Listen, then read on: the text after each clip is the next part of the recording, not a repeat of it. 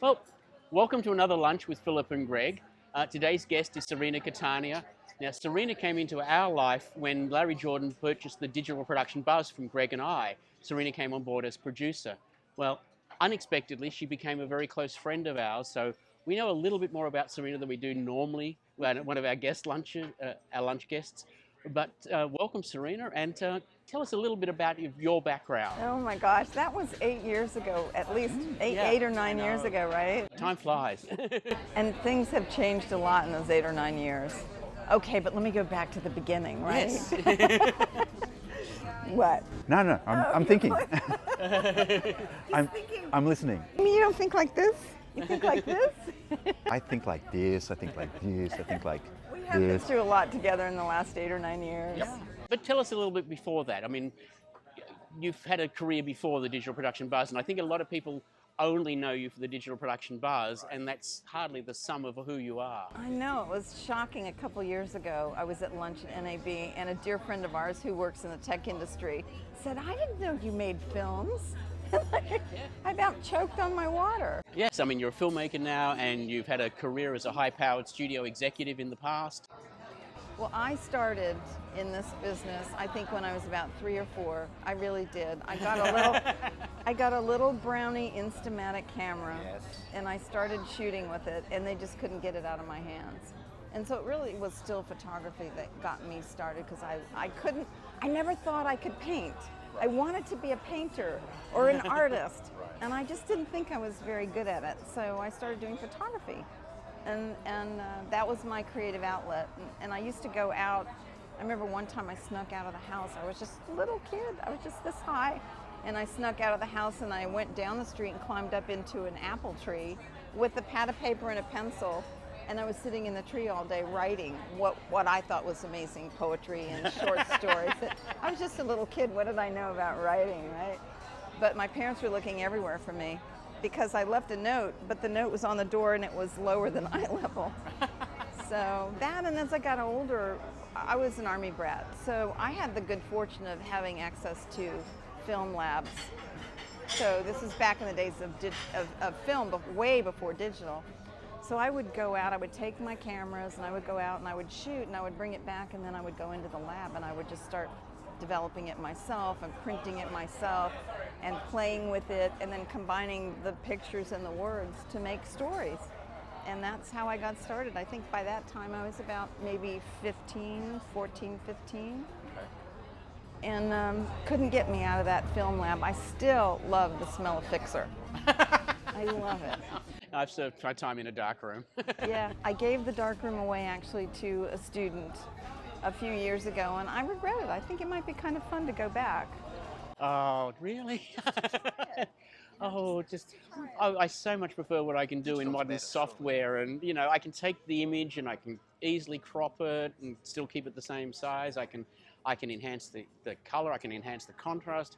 Yes, you could burn and dodge in a dark room, but these were not as Double easy. exposures, you could sandwich negatives together and create. Use ad mode with 2 layers. Well, that's true. And a lot of the little multiply tools mode if I- in the little Photoshop palette, little tools pick up from that thing in the darkroom, don't they? The little. I know. I just like the idea of the sound of the running water and the red light and the smell of the fixer, and then that moment when you're developing it and you see it come to life on the paper.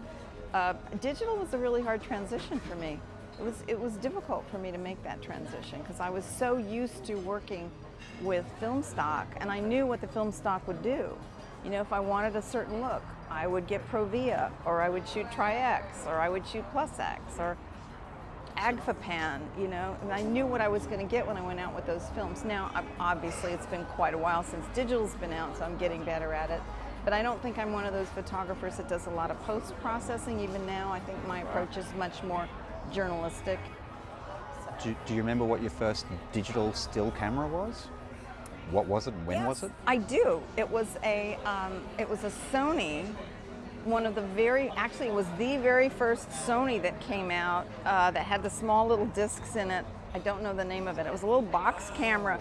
Remember years ago? It was in the early 80s, like 81, 82. Was it a Mavica? Yeah, something like that rings a bell. Might have been the Sony Mavica. Yeah, and it had a little disc that. Yeah, it had a little tiny disc, and I used to shoot on that all the time for video. The first digital stills camera, I think, was the Canon AE1. Was that a digital? I think that was digital. It was one of the first Canons. I don't remember, but by that time I was moving a lot into video. So how did you move from that still hobby into a career in production? Well, I started wanting to work with moving images because it was easier to tell the full story with moving images. And I was shooting a lot of beta, and then I made the jump to DV. And I remember everybody saying nobody's going to ever use DV, but at that time I was shooting a lot of television and all over the world and running races with it. And the DV cameras were easier to use than beta. So, for example, when we were shooting the races for Columbia Television, worst case scenario, I was the one that had to get up to the top of the mountain really quick because the beta cams couldn't carry all their equipment up there. So I was the one doing the running and the mountain climbing and the traversing and the rappelling down because my equipment was smaller and more accessible. Right. We've jumped a long way. You're actually working on a production, and so I think a lot of people would be interested in how you get from 15-year-old hobbyist into an actual job on production. Well, what happened was I started working on the other side of the camera first. You didn't know that about me, did you? No, go on. I was living my father being in the military, we alternated between living in France and living in Germany. I was always in Europe, so I loved music and I had a secret wish to be an opera singer. So I started taking lessons at the Conservatoire National d'Orléans, which is the conservatory in Orléans, and with the goal of becoming an opera singer. Wow. And I was 13 when I started there. And I loved it. I absolutely loved it. And I was really serious about it. I took my first train trip by myself from Orléans, France to Lausanne, Switzerland, because I got invited to participate in the Festival for Young Musicians. Right. And there were, I think, about 20 of us that were invited from all over the world, and we spent the summer in Lausanne in a chalet up at the top of the mountain, studying our music and preparing for a concert in Lausanne, which is the big theater, the big venue down below.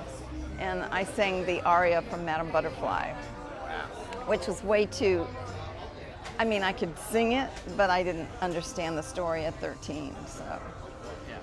But yeah, so I studied music for a long time, and then I started singing with a German pop group. You didn't know that either? Oh, well, that is one of the cool things about doing these lunches, is I learn a lot about people that I thought I knew. Yeah, I was working, one of my first jobs was as I did on air at AFN Stuttgart. I did the local news in a night show with music. And one of the engineers there was the chief engineer for Horst Jankowski, who had gotten a gold record in the United States for a silly song called Walk in the Black Forest. And they were auditioning for lead singers. And he told me, you should go in and audition. And I went, okay. So I auditioned, and I became one of the 2 lead singers in the group. And we started doing a lot of TV and touring all through Europe until one of my boyfriends said to me, your voice isn't all that great. And that was the end of my singing career. I know, that is so, you get one little disappointing review like that, and we're prepared to abandon something that is really important to us. I know, I traced my fear of singing in front of people back to one comment when I was an exchange student in Japan. Really? Yeah. What did they say? You don't even remember Basically exactly. something that they were very obviously not impressed with my singing ability. And so I stopped singing for 40 years or 35 years. And now you're doing it again. I'm doing it again, but yeah. So why do we let people have that control over it? I don't know, but it was like pricking a balloon, you know? After that, I just thought, well, maybe I'm not that good. And actually, I probably wasn't, but we were getting ready to go on tour to the United States, and I was facing a crossroads. Do I go to college in the U.S., or do I keep singing and make that my career? And I decided I wanted to go to the U.S. So I had also been doing some commercials, so I was experiencing production from the other side, watching the television as an actress or a singer, and being on the other side of the camera and going through all of the different things you go through when you're in a production. And I started thinking, I kind of like this. So then I switched to the other side, and I started wanting to do production and get involved with production. And when I moved to Utah, I started an agency, and I was running an agency. We were the only SAG and after an AF&M franchised agency in a tri-state area. So I was booking a lot of commercials and day players and 3-day players. And there again, got involved in the other side of production. And then from there, the governor offered me a job on the film commission. And then that's when we started Sundance in 1978. Yeah, now that's something else that people wouldn't know, is that you were right there with starting Sundance. Well, the goal was to attract production to the state of Utah. So we're trying to figure out how to do that. The governor, our mandate was to bring productions into Utah. So Sterling Van Wagenen, who was working at Wildwood Films at the time for Robert Redford, I think he was married to Robert's cousin, was a real film buff. And our friend John Earl, who was the director of the Film Commission, and I worked as associate director under John, he was a film buff. And we just thought, let's do a film festival. And so that's basically, you take an idea, like what you're doing, you take an idea and you just start working on it. So that was in 1978, and Sterling directed it the first year. And then the second year, it was the first year, it was really difficult. I think we did really well, but we went into a little bit of debt, and the board didn't know if they wanted to continue or not. So the governor, well, really, we didn't have any money in the bank, we were in debt. How do you do the second year when you don't have money for office space or furniture or advertising? So the governor called me and asked me if I would be willing to take a paid 6-month leave of absence and direct the film festival. And he would continue to pay my salary on the film commission while I did that. So that's basically how it happened in '79. And we had 200 volunteers, and we screened 60 films. But it was hard to find the filmmakers back then because they were hidden all over the country. And we wanted to be strictly American films when we first started. So how did you find these people? Calling around. Wow. One person led us to another person, led us to another person, and making films on their parents' American Express cards back then. And were there other film festivals? Or was Texas. There was a festival in Dallas. I think the Dallas Film Festival was active at the time. But we didn't care. We just wanted to bring people to Utah. So you were really inventing the film festival concept. Cannes would have been there initially, but at this point, wouldn't it? But what we now know is the film festival, a regional film festival. American-style film festival, certainly. I had never thought of it that way, but I guess, yeah. There's only one in Texas and Sundance. There's not exactly a lot of paradigms to draw from, so you're at least among those that were inventing that. Yeah, I had never thought of it that way. I was just too busy making it happen, I'm just wondering how the people reacted. You get a call from somebody saying, "Hey, do you want to submit your film to a film festival?" And it's like, what? What is that? Why would I do that? Oh, here's a funny thing though. When you don't know what you don't know, you'll just do it. I remember calling up Frank Price, who was head of Columbia at the time, and we were going to do a retrospective called Fear and Fantasy. I still have the t-shirt, I'll show it to you sometime. But we needed a bunch of films that had been done over at Columbia, and I called the head of the studio. I just called the head of the studio, got him on the phone, I don't know how, and I said, look, we're doing this festival in Utah, and we need some films to screen for a retrospective, and we're bringing in Harlan Ellison and James Earl Jones and all these people. And he said, sure, you can have anything you want. We'll ship them to you. I'll send you the catalog. I will send you the catalog. Wow. That's no internet. No. I will mail you the catalog, pick whatever you want, and then you guys just pay to ship it back. And so that's how we managed that part, but who knew? Yeah. And Sidney Pollack was very involved, and Mike Medavoy was very involved, and of course Robert Redford was on the board. Yeah, yet he's the only name you ever really hear associated with the Sundance Film Festival. Right. Well, at that point, we were still in Salt Lake City, in town, at Trolley Square. And it wasn't until, I think, 81 or 82 that it was moved up to Park City. Why did you leave the film festival, and what did you move into then? I wanted to make movies. I wanted to go to Mecca. I wanted to be in LA where it was all happening. And so I moved to LA. It took me about a year of writing postcards. I interviewed with MGMUA, and it took me about a year to get a job, but I finally landed a job as a senior publicist. Oh, right into the top. Who knew about publicity? But I was a senior publicist, and I was in an office at the Thalberg building with 2 secretaries and a big fat Rolodex.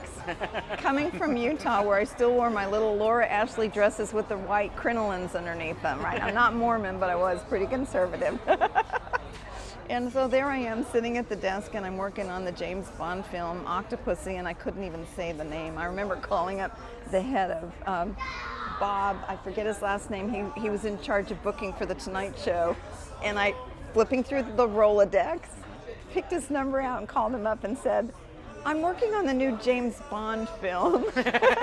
Would you like to interview Roger Moore? And yeah, and that started it all. So that was a really great run for between MGMUA. At the time we were working on the Bond films and the Rocky, and we had all the Pink Panther films through us as well, Yentl, a lot of big movies. And then in the early 80s, MGM and UA split, and I went over to the new UA in Beverly Hills. And that started a new era, so 4 more years there. But it was a great experience. It was great because I had had a lot of production side of things by then, but I hadn't had the marketing and the publicity side, so it was really fun. It was a great ride. And how long did you stay in the studio system? In '89, Kerkorian sold the studio again, and we pretty much all left. I got a call one day saying you need to let 35 people go, which was rather unpleasant, and it was around the holidays. So, and then I left shortly thereafter, but I went freelance in 1989, and I haven't punched a clock since. While you were in the studios, you were still doing production, so when you left the studios, you still had something to fall back on. Yeah, well, I mean, even though I was working in what you would think of as just strictly publicity or marketing, that involves a lot of production because you're producing all of the marketing materials, the radio spots, the TV spots. At that time, we were in the heyday of music videos. We did the first music video ever for a film with Duran Duran, with Crosby, Stills, and Nash for War Games. Oh. The first one ever, and it was because I was on my honeymoon in Aspen, and I had seen MTV in a field test, and I was fascinated by it. And I went back to the studio and I said, we really need to do something with this, and of course they thought I was crazy. But yeah, we decided that we wanted to take the singles that we wanted to promote off of the album for the music and create a music video out of it. And I had a really good relationship with MTV. And once we got behind it and realized that, for example, on View to a Kill, 15% of the audience on opening weekend came because they had seen Duran Duran on the Eiffel Tower in the music video for the theme song. And the music video had a lot of pieces from the film, so it was almost like a trailer. Yeah, so they saw that, they thought the song was cool, Duran Duran was really popular, and we're not going to get into any of those kinds of stories. And no, I will never write a tell-all book. But yeah, they were very popular. The song became very popular, and the music video brought people into the theaters. And so after that, we started doing an upfront buy on MTV every year. We spent, I think, $5 million that first year. And so, obviously... No wonder you had a good relationship with the guys from MTV.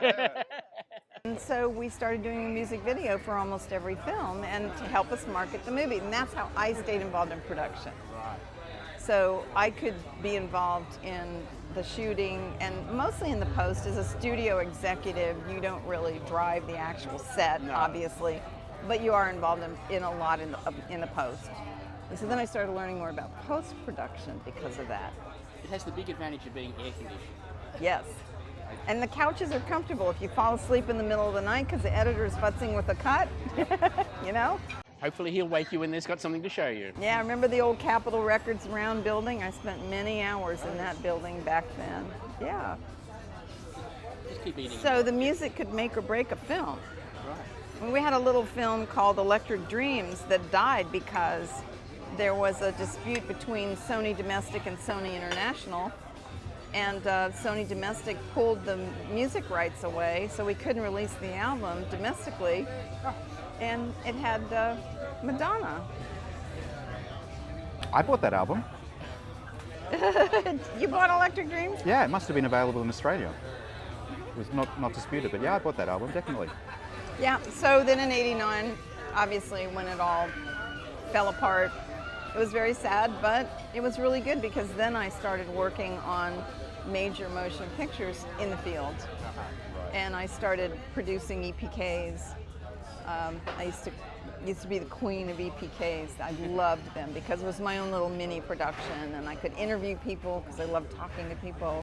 And that's a press kit, electronic press kit, that's a material that TV stations and stuff can use to build their own stories. And we were actually at MGM UA the first people to do raw B-roll, and in addition to the featurettes. But I was lucky. I got to work on shows like Tombstone and Stargate and Flipper. I got dive certified on Flipper. My first day on the set, I'm 40 feet under with the actors. Wipe your chin, there you go. With the actors, and I'm in my bikini 40 feet under with a dive guide because I wasn't certified yet, and we're shooting the animatronic dolphins. It was great. Isn't that one of the best things that about production, is you get to do stuff that regular folks will never get to do, like diving. I mean, after producing, I don't know, half a dozen or more training films for the coal industry, they finally said, it's about time you went down a coal mine. Oh, wow. And you did that? Yeah, so we just went down on a regular shift, spent 8 hours underground for the shift. And of course, being a nice post-production person, I'd like to say nice and clean, so naturally the miners made sure that I got very dirty. And another job, we got to walk across the under construction 30-yard satellite Earth station dish that they were moving from up in the upstate New South Wales down into near Sydney so they could run an optical fibre cable to the satellite Earth station. One of the worst lines I ever wrote involves the Sydney Satellite Earth Station, something with lots more S's in it. The poor on-camera talent having to deliver it was just tongue twisted. It was really a bad line to write, but he got it right. So you get to do a lot of stuff that you otherwise just simply wouldn't get to do. Yeah, and go all over the world and do it with people that you care about and have a wonderful time. As difficult as production is, I still love it. I still love it. I will always love it. I don't think I'm ever going to stop doing it. Somebody asked me if I won the lottery, what I would do with my life, and I think I would still do at least one production every year. I just don't want to do anything else. It's a passion, if that's the thing It really is. that you would do. Telling stories. That's what I love to do. I'm doing more writing lately. But I'm getting ready to do this one in the jungle. Yeah, you were talking about that. Yeah, it's a pilot for a television series, and it's really something different because I've done a lot of shooting extreme adventure stuff in the snow, but I've never been in the jungle. Now I have shot in the Bahamas, in the tropics, but that's not the deep Amazonian jungle. So when you say the jungle, I mean Peru. Peru, okay. Right on the northernmost tip of the Amazon River in Peru, in the middle of nowhere. So what I've been working on the last few days is trying to figure out how do I want to shoot that? Because I can't take the big cinema cameras, because everything I work with I have to truck in my backpack. Right, that's right. And so I was inspired by Philip when he went to Australia recently with all of he had that one little tiny bag, remember? But I like GoPros, but they're just creatively for me not really inspiring. I think they're great at documenting, but for me as a shooter, I want to be able to manipulate the image and play with light and play with exposure and play with focus. They are not a cameraman's camera. No. Sorry. They're a tool. No, They're meant to be a fly on the wall. They're a tool for a job, and the reason why they work very well for this project is because we can go to any restaurant. This is our 5th restaurant and nobody's had any problem with us setting up a couple of GoPros, lav mics on ourselves and recording. It just is such a low impact. And because I'm shooting 4K, I can extract, a close-up of Greg, a close-up of me, a closer shot of you. We can get the ambient shot with the wide angle. So it has advantages. Yes, Anthony Bourdain manages to shoot without lights, and that's, the fact that we now have cameras that let us shoot without having to light with a lot of artificial light makes that a lot more flexible. But you realize that they're sitting in a restaurant, there are still 2 camera people there with fairly substantial cameras on their shoulders, and there's most likely a sound guy with a boom mic, and you should be eating while we're doing this. Oh, no, I'm really interested in what you're saying. That's the problem with lunch, is that the conversation becomes so interesting that we forget to eat. Okay. And the food is cold. One thing nobody ever talks about is craft services and food on the set. That's because they're always so awful. But you know what? In Prague, on Les Miserables, we had sausages for breakfast. The Wurst, Yum. because they eat sausages for breakfast. So we had these huge breakfasts every day. And then on Flipper, we had a lot of ceviche and a lot of the Bahamian food and plantains, and it was really fun. So I guess it depends on where you are, but yeah, craft services has a very, very bad reputation for very, very mediocre food. Well, the other thing that I was really lucky to be involved with is for quite a few years I did a lot, like I was saying, a lot of the EPK stuff. So I took 12 trips to Vancouver on films to do behind the scenes, and then a couple in Toronto, but mostly, and that was in the old days when there was really only one film crew in Vancouver that was good. Now there's crews everywhere. There's a lot of production that happens in Vancouver these days. There were things that moved out of Los Angeles, television shows that moved to Vancouver.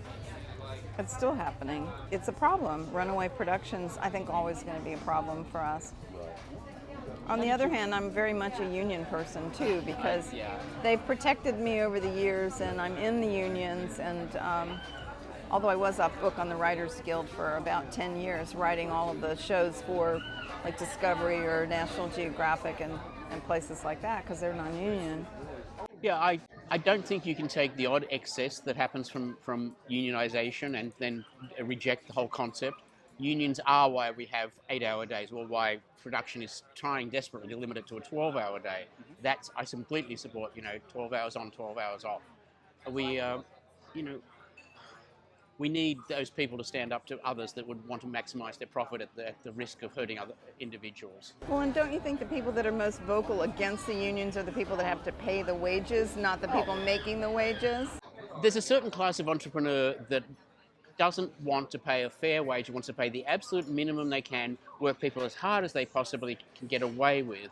And to me, that's bordering on immorality. It's immoral, it's disrespectful, and it's dangerous. And I really feel very strongly that it's creating a precedent for the ultimate failure of the way we do things. How long is free or almost free going to remain a business model? You can't sustain a creative population on that. We'll pay more money to rent a camera for the day than we'll pay the person who's operating it. And people who buy inexpensive cameras are their own worst enemies, because they'll buy an inexpensive camera, they'll do $150 a day, camera and cameraman included, and an audio kit, and same for editing, with editing gear included. That's not sustainable as anybody's business, not even if you live in your mother's basement. No, because ultimately, if the people who are providing the creativity that drives our business, who are allowing us to bring that to life, if we can't sustain them, the whole thing's going to fall apart eventually. And people are losing their homes, and they're losing their ability to make a living, and they're leaving the business. You've been very fortunate that you've had a career after you left the studios. How did you keep Body and Soul together during that time?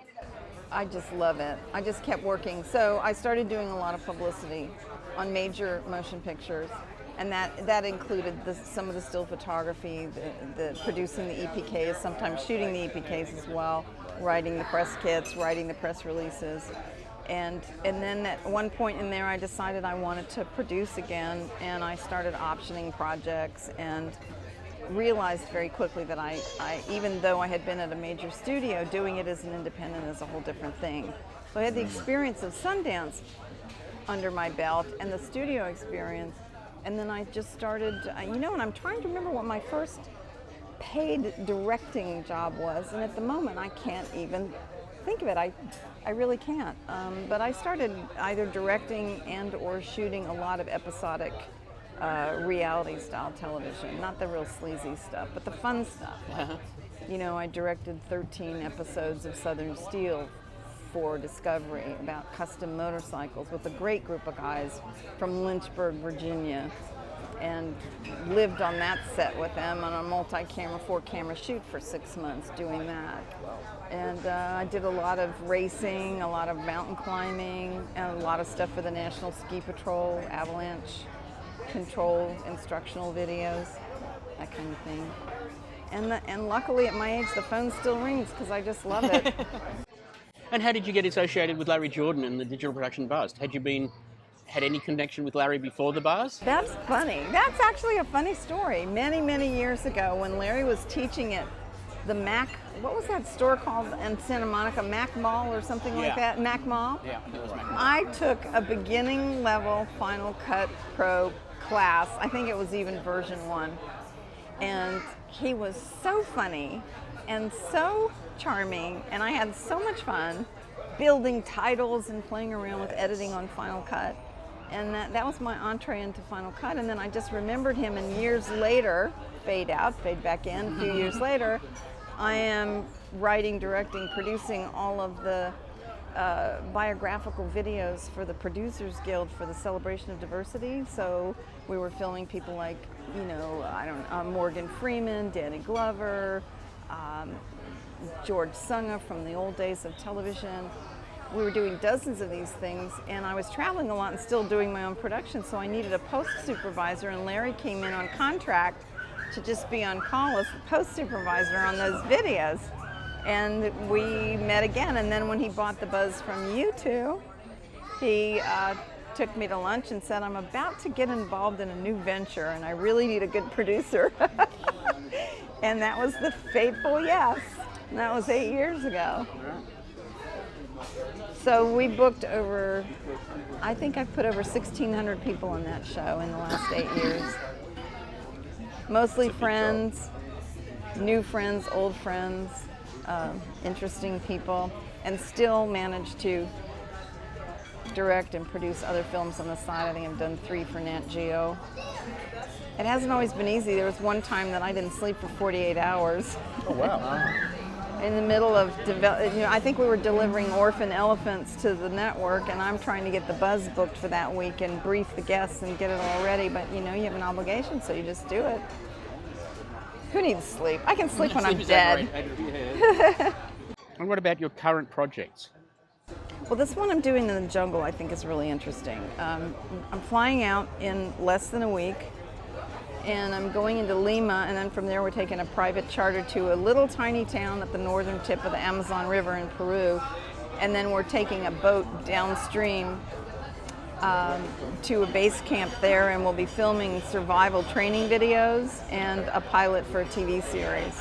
But this is a long way from Hollywood kind of production. Yes, it is, and I'm really excited about it. So the last few days I've been figuring out, trying to decide what cameras I want to use, because I'm the only shooter. So, well, we can't have a big crew. You can't sustain a big crew. We're sleeping, part of the time we'll be in tree hammocks with mosquito nets, and I hope crocodiles can't jump up because they come out at night. White crocodiles can't jump. I don't want them to reach me, so I'm going to hang that hammock as high up as I possibly can. So it's a choice, tree snakes or the what are they called, caimans? There's a name for the Amazonian crocodiles. It's not crocodile, but anyway. So we'll be shooting these videos, and I think I'm going to use 2 GoPros, and I'm deciding between the pocket camera on a Retroflex rig for the handheld and Sony A7R. I may use the Sony A7R primarily for stills, and then use the pocket camera for the more cinematic handheld stuff, and then I'll have a tripod just in case. We were at a meet-up last week, and one of the guys who was talking about filming in the jungle. And he said that one of the biggest problems was trying to keep the gear dry. Oh yes, yeah, absolutely. yeah. Luckily, this time of year, it's only in the high 60s, but it's 85% humidity. Some of the stuff we're shooting is actually going to be underwater. So the GoPro is going to be on a stick underwater. I have dry bags for the canoes to put the gear in. I'm actually going to put my backpack into a dry bag when we're traveling on the river so that the gear doesn't, God forbid we tip over. At least the gear, they're not meant to be submersed, but they'll stay dry. But for humidity, you've got those little, you can get those little packs. I have silica packs that I've got. I have an Explorer case that's waterproof, and it's carry-on size. So I've told myself I'm using the Philip Hodgett's theory of production. If it won't fit in my carry-on, I'm not going to use it. Have to work around it somehow. Right? Yeah. So I'm trying to figure out, right now I have stuff all over the one table in my office and trying to say, okay, what's going to fit in this case? Yeah. Because there are peripherals and things that have to go in the backpack. But anything I take into the is going to be transferred into the backpack, and I have to carry it in. That's the motivation. Let me tell you a little story about dry bags, and while you have some more to eat. So, back in 2012, we were doing the Solar Odyssey production, and you were advising us on what I didn't know about producing in the field, and I really which was a lot. Which was more than I knew, as it turns out. I knew a lot about production, but the realities of going out and being away on a production for multiple days and on water, and so dry bags came into the equation, and so we've got a couple of dry bags, and keep eating, and you're welcome to borrow those because they're not being used. Oh, that'd be great. Thank you. One of the great pleasures of that trip was to spend an extended stay in Gainesville with my friend Dan Speece, and being introduced to Swamphead beer, and particularly the dark one, the Midnight Oil, the oatmeal coffee stout. And I desperately wanted Greg to taste some. And so when I shipped the stuff, but after the first part, we went back and came back, I thought, yeah, okay, it's a growler. It's not got a super tight fit, but I'm going to pack it in with some other stuff. I'll put them in the dry bags just in case. Dry bags will not contain exploding beer. That's a given. That's something that I've learned from this trip, and FedEx were not particularly happy that there was exploding beer in there. Oh no, but I bet it smelled good. The dry bags probably still smell. They returned the dry bags and delivered the box without the beer. So we had to go back to Gainesville and for the rest of that production, which was unfortunately cut short. But we got to taste the beer. Greg got to taste that beer, and they still haven't packaged that one, so I still can't buy cans. Yeah. Yeah. Oh, well, dry bags and gear, it's interesting because you can go, I have a lot of Ex Officio or Columbia or Patagonia or mountain whatever gear, right, from the ski patrol days. And when I go out on adventures, but when I'm buying extra equipment, like in the last few days, I tend to go to websites like Sportsman's Luck. Because I can get a really good dry bag for $17 at Sportsman's Luck, where if I go to REI or a store like that, it's going to be at least twice that for the same thing. So you have to kind of shop around. Now, I'm like you, Philip. I love Amazon. So you love it so much you're going to it. Oh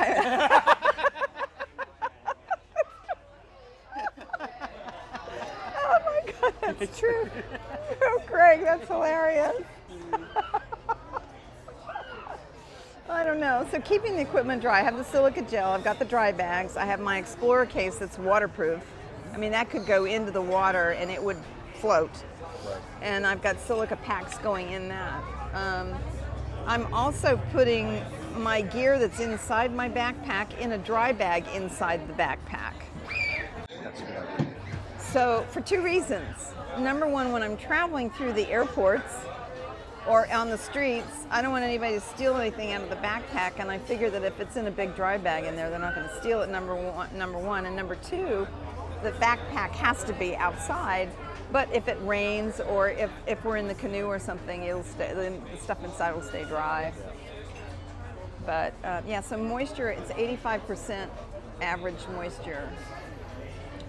So I don't have waterproof covers for the cameras. I've got a rain cover for an NEX7 if that's any good, which will probably work for your A7. Yeah, it would. What I do have, I have some of these, they're called iFrogs. They're clear plastic containers. They're actually made for iPods, the old iPods, but they work really well for the H1N. Oh, okay, yeah. You kind of shove it in there and twist it down, and then the jack, it comes out so that I can plug the microphone. So I can put the H1N in a clear plastic bag inside a little fanny pack and then just run the wire up so that the electronics are not exposed to the moisture or the water for any reason. And then the cameras cover them if I have to. I mean, I've shot avalanche control with plastic bags on the camera. You know, it's obviously really nice to have the high-end waterproof cases. And something that's a little bit more optically clear than a plastic bag. Well, I always leave the lens out, but yeah, the first time I shot, I didn't know I was going to go on this avalanche run. We got the call early in the morning, and I was shooting ski patrol stuff, and we were at the top of the mountain, and I wanted to get them throwing the bombs. I just wanted to go on the run, so I just covered it with a plastic bag and shot, but you can hear the snow on the camera, on the plastic bag. You know, you can't get good sound when you're doing that, but we'll figure it out. We'll figure it out. And the GoPros obviously are fine. One of the GoPros, though, has been retrofitted with a AA battery pack so that it can run for 6 hours. All right. So we cut a hole on the side, and it's not waterproof anymore, but it's still water resistant because I'll gaff over that hole. So, but charging the batteries is what scares me the most. Oh, yeah. So running off of 12-volt solar power, I have the inverter that you're lending me. Thank you for all this amazing equipment, Philip. We'll add the solar charger and battery for that as well, which is sitting around. So what I'm doing is I've got everything spread out. When I get back this afternoon, I'm going to count how much power I think I need for all these devices and figure out what's most important. And that's another reason for keeping the kids small. Yeah, yeah. Right. So if you're only shooting with one camera and 2 little GoPros as opposed to 2 or 3 or 4 cameras and 2 little GoPros, how are you going to charge all that? Yeah, and the bigger the battery, the longer it takes to charge, or the more power you need to charge it every day, which you've got to get from solar. It's not like plugging it in here. Yeah, and I have to take my laptop with me because I really have not found a way to effectively manage the media without having a laptop. Plus, I'll also have to do some work when we get back to Lima. Before I fly home, I'm going to have other work to do, so I'm going to take my laptop. I'm going to be in the Amazon, right? I'm not afraid of snakes. I'm not afraid of crocodiles. I'm not afraid of piranha. But 2 nights ago, I went to take a shower, and there's this huge spider in the bathtub. It freaked me out, and I went, oh boy, I'm really in for it. If I can't handle a spider in my bathtub, how am I gonna sleep in the jungle? How big was the spider, though? It's not nearly as big as the ones in the Amazon, I can guarantee it. Yeah, but in the Amazon, they only fall out of the trees and land on people that are in hammocks. Yeah, right, thank you. In the Bahamas, I had a spider. I swear that thing was this big, huge. It was black and yellow. Wow. A scary, furry thing. And my assistant and I tried to kill that thing for days. I mean, but it jumped. I would take off my shoe and I would go to hit it and it would just jump. So finally one day she called me on the set and said she finally got it. And then we heard that the Bahamians have this superstition that if you kill a spider, it comes back to haunt you. You've been working on another project for quite a while now. That's the Keontae Story project.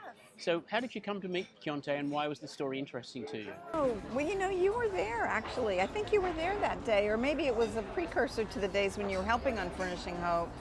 But, you know, I have a military-dependent background, so I have a lot of sympathy for veterans in the military and what they go through, and there's this organization that is putting furniture in their homes when they come home from the hospital, and you actually helped me out to videotape and cut a piece for Furnishing Hope. Well, Keontae was one of the people that was chosen to have furniture put in.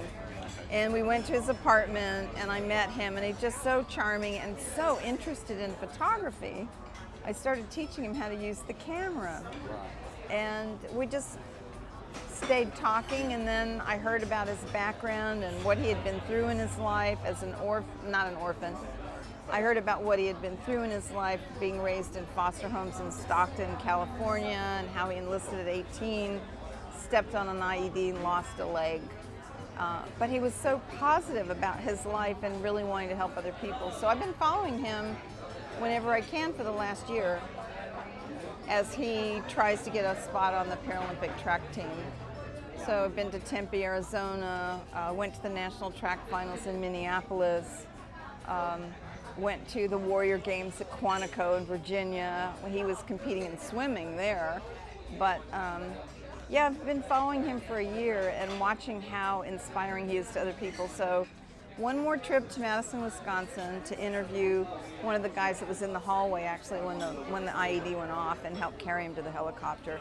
And that's the last major shoot. I'm actually already working on the paper cut. So when I get back the end of August from Peru, I'll finish the paper cut, and we're going to do an Indiegogo campaign, I think, to raise money so I can pay an editor, because I do want an experienced editor. And hoping to have it done no later than the end of the year, and if we're really lucky, by Thanksgiving. Yeah, you've been sponsored by... And Blackmagic's been helping a lot because they sent me on tour to talk about the cameras. We're using all Blackmagic cameras on that. And that's been amazing. And OWC is another sponsor. Thank heaven for them. I mean, I'm so grateful because I could not afford to buy all this camera equipment and still spend all my money traveling around doing the documentary. That's why the sponsors are so important. And OWC has helped me with storage and with managing my media, right? Oh, I love my Thunder Raid. Yes. The Mini, it's so quiet, it's so small, it's wonderful. Yeah. I was talking to them today because I'm figuring out what I'm going to do in the field. I'm going to take the little SSD, the little small OWC Pro, the Envoy Pro, but that holds 500 gigs. Yeah. So what I'm doing now is I'm freeing up some smaller drives, putting them on the Thunderbolt, the Thunder Bay 4, and that way I know the media is protected and I can erase it off of the storage drives and take the portable drives with me. So, because even the Mini is a little bit too heavy for this trip. Yeah, I nearly took it with me to CPAG last meeting though, because I wanted to continue editing on a project, and I thought I would never take the bigger Raid that I've got, a different brand, but this one is so cute, the Mini is so small and so fast, being Thunderbolt, and I didn't opt for SSDs, but because you know that's quite a lot more expensive for a lot less storage space. But no, it's a great drive. One of the questions I like to ask everybody is, what technology changes have impacted your life during your career? The first time I typed www into the address line on the computer changed my whole life. I know to this day where I was sitting, what computer I was using. I was still on a PC at the time. But that changed my whole life. My first day at MGM-UA, we were getting to release, I told you, the James Bond movie. And they realized they didn't have a bio on Louis Jourdain in the press kit. So I get this call. We need a bio on Louis Jourdain. There was no internet. Right. I had to go to the library to look up Louis Jourdain and find it and write the story really quick and get it done that day. Today, I would just go on the internet. And of course, cell phones. I mean, I have a picture of myself sitting in the middle of a 120-degree desert. I had to walk way, way out into the middle of nowhere, and I'm sitting on a little folding chair with a satellite phone trying to communicate with the studio while we're shooting Stargate. Right. Things have really changed. Thank you, Cirina. It's been a great lunch.